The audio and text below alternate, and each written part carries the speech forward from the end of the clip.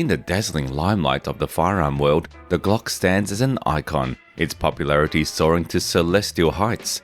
Revered in countless games and movies, cherished by gun aficionados for self-defense and recreational shooting, and trusted by military and police forces worldwide, the Glock has cemented its status as a legendary sidearm.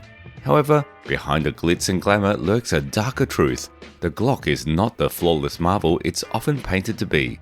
In this expose, we delve into the underbelly of this seemingly invincible weapon, uncovering its major flaws and reliability issues that often elude the spotlight.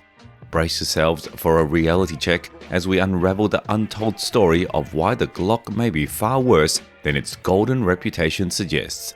Get ready for a journey beyond the smoke and mirrors as we explore the shadows cast upon this heralded firearm. In the groovy 1970s, when disco balls were still spinning, Gaston Glock, a guy with zero experience in making boom boom sticks, caught wind of a contest to craft a shiny new pistol for the Austrian army. While other gun makers were stuck in the Metallica era, Gaston decided to throw on some neon leg warmers and dive into the world of polymer materials. Lighter, more resistant to corrosion, he basically turned the firearms industry into a glittering disco floor. Now, hold on to your platform shoes because the first Glock baby wasn't named Glock 1 or Glock 2.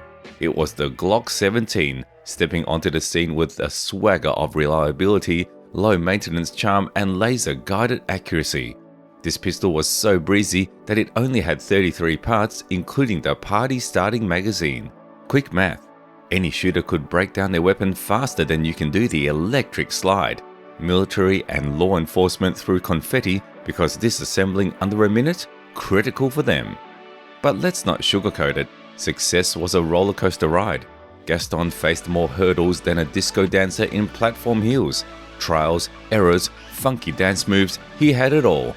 Yet his mojo and belief in the idea never wavered. Fast forward, and it seemed like every cop in town is sporting a Glock, and in the US of A, it's hailed as the pistol of pistols. But is it really the bee's knees? Let's boogie down and find out. Now picture this, the Glock 17, the rock star of pistols. But hold up, this Swiss Army knife of guns might not be everyone's cup of tang. The grip, like your favorite vinyl record, isn't replaceable. It's part of the whole funky frame. For many shooters, the comfort of holding the piece is like choosing your favorite dance partner. If the hand is too big or too small, it's not just a dance-off, it messes with your shooting groove and your ability to handle recoil. And oh, the grip's coating. It turns slippery as a banana peel when any moisture hits those hands, be it raindrops or sweat from a disco inferno firefight.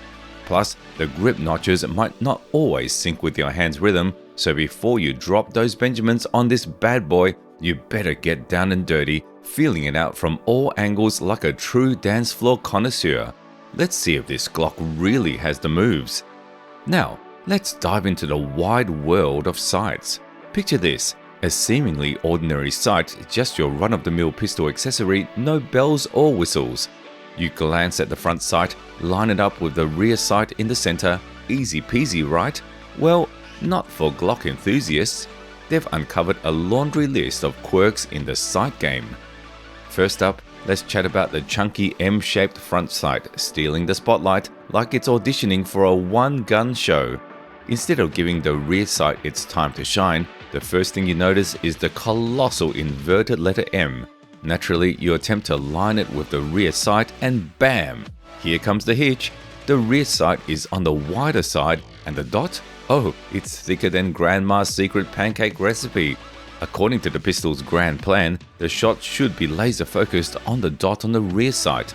But alas, the hitch is real. You can't see a thing beyond that dot because the front and rear sights throw a sightseeing party and block the entire view. Now here's where the plot thickens. Faced with this sight spectacle, many shooters out of sheer habit start aiming a smidge lower just to catch a glimpse of the target. Voila! Shots end up playing limbo, slightly lower than intended. But wait, there's more. The pistol's sight, in a move that defies conventional wisdom, isn't hitched to the firearm like your favorite accessory. In other pistols, the sight is either living its best life as part of the side frame or is snugly bolted to the weapon, but in Glock's world, it's like trying to fit a puzzle piece into a slot on the side without any commitment. Fast forward to the moment of truth. During a shot, the sight thinks it's ballroom dancing and casually sways to the right or left. Talk about a plot twist! This dance floor drama throws the shooter's aim into a chaotic tango, potentially impacting both accuracy and the user's survival. With more than half of Uncle Sam's special purchases being Glock pistols, it's safe to say that our law enforcement buddies are moonlighting as firearm fashionistas, DIYing their standard issue blasters. Now that's what I call Glock and roll.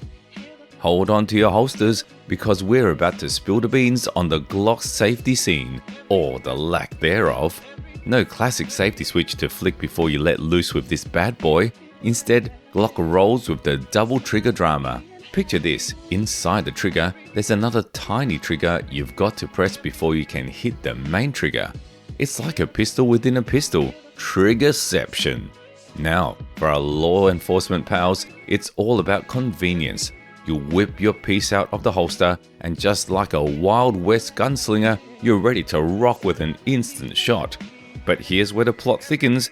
Baddies can swipe pistols from the police, and without any extra effort, they might end up playing target practice with the officers themselves.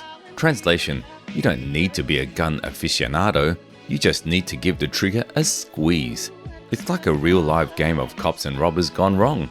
This safety feature doesn't exactly get a gold star for universality.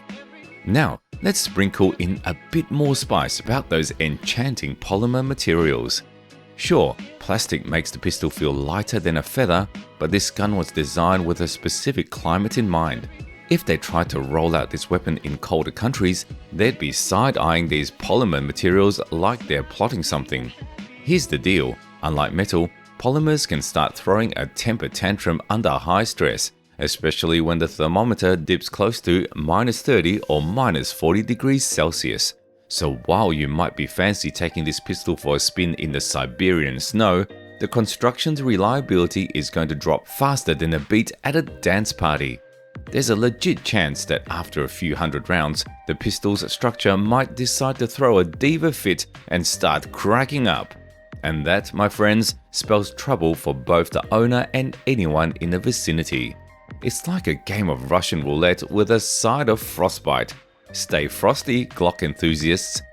And of course, in the quest for the ultimate boom boom sticks, perfection is just as elusive as finding a unicorn in a coffee shop.